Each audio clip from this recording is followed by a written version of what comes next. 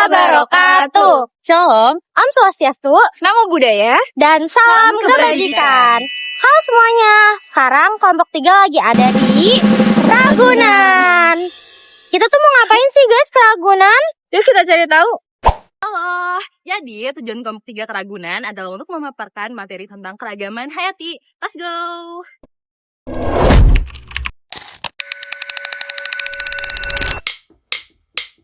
Take a look in that mirror. Now tell me who's the fairest? Is it you? Is it you? Is it me? Is it me? Say it's us. Say it's us. And I'll agree, baby. Jump in the Cadillac. Girl, let's put some. Oke, jadi di sini saya akan menjelaskan tentang keragaman flora dan fauna di Indonesia. Yang pertama, pengertian flora dan fauna. Kita harus bangga menjadi warga Indonesia. Satu di antara banyak hal yang membuat kita bangga menjadi warga Indonesia adalah Indonesia memiliki kekayaan flora dan fauna. Negara kita merupakan suatu di antara negara terkaya akan kehidupan flora dan fauna di dunia. Istilah flora berasal dari bahasa Latin yang berarti alam tumbuhan. Flora dapat diartikan sebagai sekelompok tanaman atau tumbuhan, Casio 2016.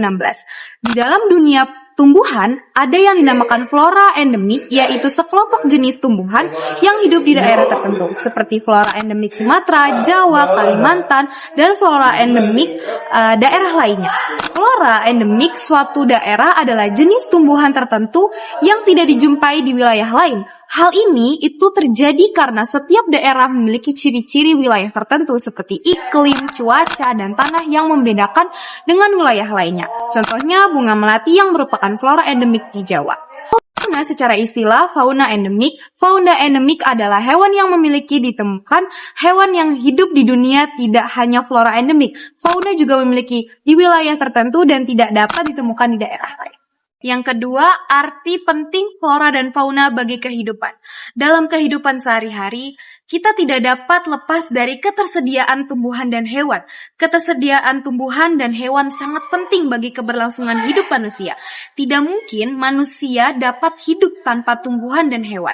Yang pertama, sumber bahan makanan. Sebagian besar masyarakat Indonesia itu mengenal padi sebagai bahan makanan pokok.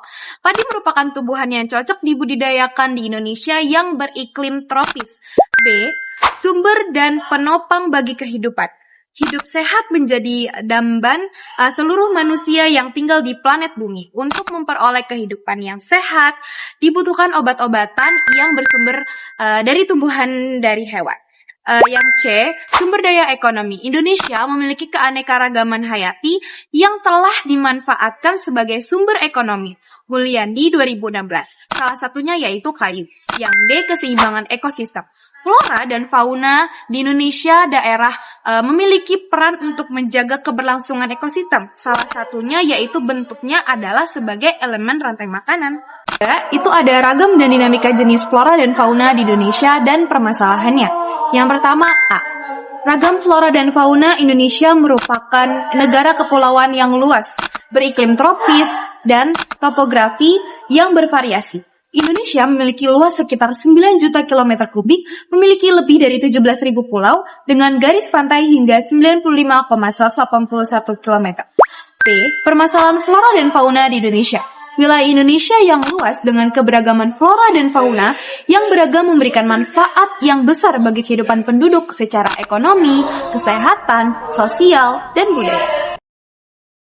Halo guys, yuk kita kenalan sama 6 bioma utama yang ada di bumi ini. Yang pertama, kita bakal bahas bioma padang rumput. Padang rumput itu ada rumput-rumput tinggi dan juga pendek nih. Contohnya di sini itu ada prairie, stepa, dan juga savana. Lalu padang rumput itu biasanya ada di iklim tropis sampai subtropis. Cocok banget untuk hewan-hewan yang besar. Lalu kita lanjut ke bioma gurun.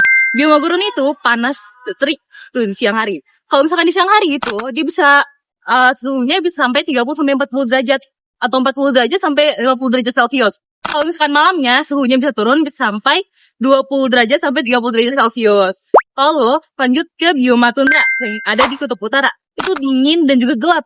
Hewan-hewan di sana berbulu tebal dan tumbuhan-tumbuhan cuma ada lumut dan juga semak. Lalu lanjut ke bioma hutan gugur. Hutan gugur itu biasanya ada 4 musim. Daun-daunnya rontok pas gugur dan juga berada di iklim sedap. Lanjut ke bioma hutan tropis. Hujannya deras, lembab, dan pohon-pohonnya itu raksasa. Terus itu hutan-hutan itu penuh dengan epifit dan juga hewan-hewan yang unik. Tuh. Lanjut ke bioma terakhir, yaitu bioma taiga, yaitu hutan jarum. Tempatnya ada di utara jauh. Pohon-pohonnya tuh dominan, contohnya kayak pohon beris atau spruce gitu. Lanjut ke masa tumbuhnya sekitar 3 sampai 6 bulan doang. Jadi ada di musim-musim tertentu aja. Halo semuanya. Jadi menurut WLS, dunia itu dibagi menjadi 8 wilayah biogeografis berdasarkan hewan-hewannya nih. Yang pertama ada wilayah Etiopian yang mencakup wilayah Afrika dan juga Madagaskar. Nah, untuk hewan-hewannya sendiri itu mencakup gajah, singa, zebra, kuda nil dan juga lemur. Nah, yang kita temuin di sini itu ada oryx. Bisa dilihat dari situ. Guys. Hai guys, sekarang kita lagi ada di salah satu hewan fauna yang ada di Indonesia. Salah satunya itu ada gajah Sumatera. Gajah Sumatera ini memiliki kelas mamalia. Dan gajah Sumatera ini adalah mamalia terbesar yang ada di Indonesia. Berat jantannya tuh bisa 4.500 sampai dengan 5.300 kg dan betinanya sekitar 2.700 sampai 3.500 kg. Dan panjang keseluruhannya bisa sampai 9 meter nih, sebesar itu. Jadinya akan tumbuh pada umur 2 sampai 3 tahun. Dan kalian tahu gak sih untuk gajah Sumatera ini memiliki masa kehamilan sampai 22 bulan. Wah, itu lama banget sih. Dan 22 bulan itu hanya melahirkan satu anak. Makanya gajah Sumatera ini termasuk sebagai hewan terancam punah. Nah, di sini ada elang bondol yang memiliki kelas Aves. Dia adalah elang bondol yang berukuran sedang 4 sampai 31 cm. Memiliki sayap yang lebar dan ekor pendek dan membulat ketika membentang bagian kepala. Leher dan dada berwarna putih, sisanya berwarna merah bata pucat bening.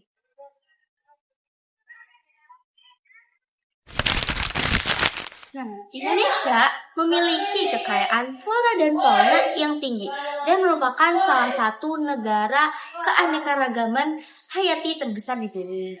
Nah, otomatis flora dan fauna ini memiliki manfaat yang besar untuk negara. Yang pertama ada di bidang ekonomi. Nah, di bidang ekonomi ini, flora dan fauna merupakan sumber daya penting bagi pembangunan dan memiliki peran besar dalam perekonomian nasional. Kalau nggak salah, flora dan fauna ini menyumbang sekitar 3% dari PDB. Yang kedua ada manfaat sosial. Nah, manfaat sosial ini menyediakan layanan penyedia pangan, pembentukan budaya setempat, dan juga membentuk jati diri masyarakat. Yang ketiga ada di bidang kesehatan. Kalau di bidang kesehatan ini, flora dan fauna memiliki manfaat yang sangat besar dalam bidang kesehatan. Nah, biasanya flora dan fauna ini dijadikan sebagai bahan obat-obatan tradisional. Nah, yang keempat ada di fungsi lingkungan. Nah, seperti yang kita tahu, kalau tumbuhan itu memiliki kemampuan menyaring polutan udara dan menghasilkan oksigen. Nah, di mana oksigen ini yang sangat penting untuk kita semua. Nah guys, kalian udah tahu kan kalau manfaat flora dan fauna ini sangat banyak, apalagi berperan besar di negara. Nah, maka dari itu kita harus melestarikan flora dan fauna. Kira-kira metodenya ada apa aja ya? Nah, yang pertama ada metode in situ. Nah, metode in situ ini merupakan upaya pelestarian keanekaragaman hayati yang dilakukan langsung di habitat flora dan fauna tersebut, atau bisa dibilang strategi pelestarian jangka panjang. Nah, metodenya yang pertama ada cagar alam, di mana kondisi alam yang memiliki sifat khas dan keunikan flora dan fauna di dalamnya. Yang kedua ada taman nasional. Nah, taman nasional ini merupakan tempat yang luas, baik di darat maupun di lautan, yang mendapatkan perlindungan langsung dari pemerintah. Nah, biasanya pemerintah itu memiliki tujuan seperti meneliti atau untuk tujuan lainnya. Lalu yang ketiga ada hutan lindung.